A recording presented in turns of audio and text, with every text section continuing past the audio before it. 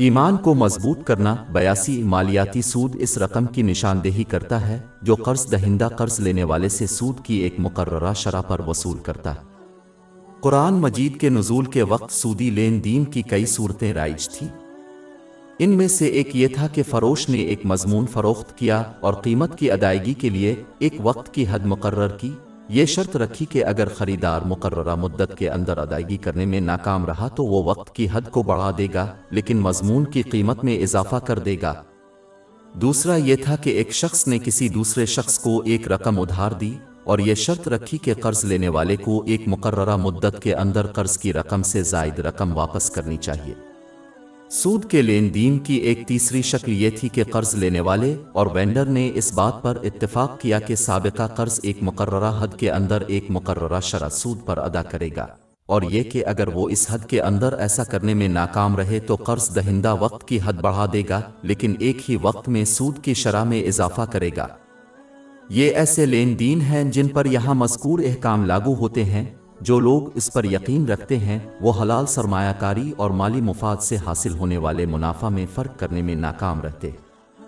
اس الجھن کے نتیجے میں بعض لوگ یہ استدلال کرتے ہیں کہ اگر کسی کاروبار میں لگائی گئی رقم سے منافع حلال ہے تو قرض سے حاصل ہونے والے منافع کو کیوں حرام قرار دیا جائے؟ وہ دلیل دیتے ہیں کہ کوئی شخص اپنی دولت کی سرمایہ کاری کرنے کے بجائے اسے کسی ایسے شخص کو قرض دیتا ہے جو بدلے میں اس سے فائدہ اٹھاتا ہے۔ ایسے حالات میں قرض خواہ کو منافع کا حصہ کیوں ادا نہ کرے؟ وہ یہ تسلیم کرنے میں ناکام رہتے ہیں کہ کوئی بھی کاروباری منصوبہ خطرے سے محفوظ نہیں ہے۔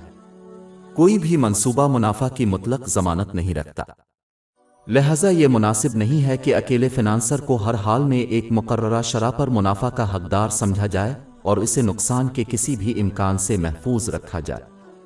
یہ انصاف کا حصہ نہیں ہے کہ جو لوگ اپنے وسائل وقف کرتے ہیں انہیں کسی بھی مقررہ شرح پر منافع کی ضمانت نہیں دی جاتی، جبکہ جو لوگ اپنی دولت کو قرض دیتے ہیں وہ نقصان کے تمام خطرات سے مکمل طور پر محفوظ ہوتے ہیں اور ایک مقررہ شرح پر منافع کی ضمانت دی جاتی ہے۔ ایک عام حلال لین دین میں خریدار اس چیز سے فائدہ اٹھاتا ہے جسے وہ بیچنے والے سے خریدتا ہے۔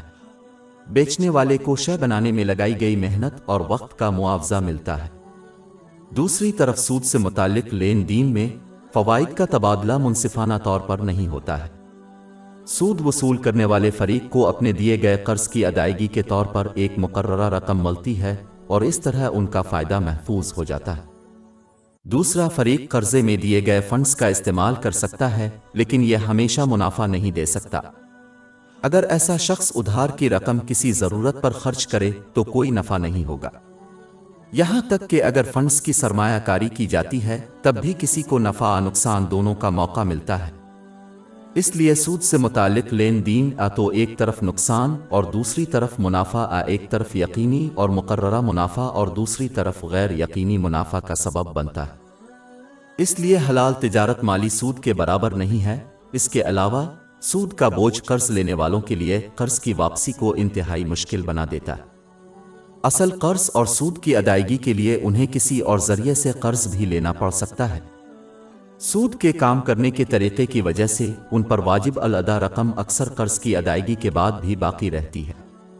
یہ مالی دباؤ لوگوں کو اپنے اور اپنے خاندان کے لیے ضروریات زندگی حاصل کرنے سے روک سکتا ہے۔ یہ تناؤ بہت سے جسمانی اور ذہنی مسائل کا باعث بن سکتا ہے۔ بالآخر اس قسم کے نظام میں صرف امیر ہی امیر تر ہوتے ہیں جبکہ غریب غریب تر ہوتے جاتے ہیں۔ اگرچہ مالی مفادات سے نمٹنا ظاہری طور پر ایسا لگتا ہے کہ کسی شخص کو دولت حاصل ہوتی ہے لیکن در حقیقت اس کا مجموعی نقصان ہی ہوتا ہے۔ یہ نقصان کئی شکلیں لے سکتا ہے۔ مثال کے طور پر یہ انہیں اچھے اور حلال کاروباری معاملات کو کھونے کا باعث بن سکتا ہے جو وہ حاصل کر سکتے تھے اگر وہ مالی مفاد سے نمٹتے۔ اللہ تعالیٰ ان کو ان کے مال کو ایسے طریقوں سے استعمال کرنے پر مجبور کر سکتا ہے جو ان کو پسند نہ ہو۔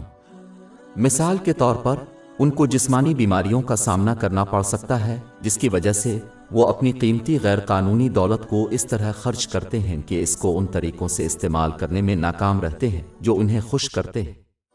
مجموعی نقصان کا ایک روحانی پہلو بھی ہے۔ وہ جتنا زیادہ مالی سود کا سودا کرتے ہیں ان کا لالچ اتنا ہی زیادہ معنی خیز ہوتا جاتا ہے ان کی دنیاوی چیزوں کی حرص کبھی پوری نہیں ہوتی جو تعریف کے اعتبار سے انہیں غریب بنا دیتی ہے، خواہ ان کے پاس بہت زیادہ دولت ہو۔ یہ لوگ دن بھر ایک دنیاوی مسئلے سے دوسرے مسئلے میں جائیں گے اور قناعت حاصل کرنے میں ناکام رہیں گے، کیونکہ وہ اس فضل سے محروم رہیں گے جو حلال کاروبار اور دولت کے ساتھ۔ یہ انہیں مالی مفاد اور دیگر ذرائع سے مزید غیر قانونی دولت حاصل کرنے کی طرف دھکیل سکتا ہے۔ آخرت کا نقصان زیادہ واضح ہے۔ وہ قیامت کے دن خالی ہاتھ چھوڑے جائیں گے، کیونکہ کوئی نیک عمل جو حرام سے جڑا ہوا ہو، مثلاً حرام مال سے صدقہ کرنا، اللہ تعالیٰ کے ہاں قبول نہیں ہوتا۔ یہ طے کرنے کے لیے کسی عالم کی ضرورت نہیں ہے کہ اس شخص کا قیامت کے دن کہاں تک پہنچنے کا امکان ہے۔ حلال کاروباری لین دین اور سود سے متعلق لین دین میں بہت فرق ہے۔ سابقہ معاشرہ میں فائدہ مند کردار ادا کرتا ہے، جبکہ بعد والا اس کے زوال کا باعث بنتا ہے۔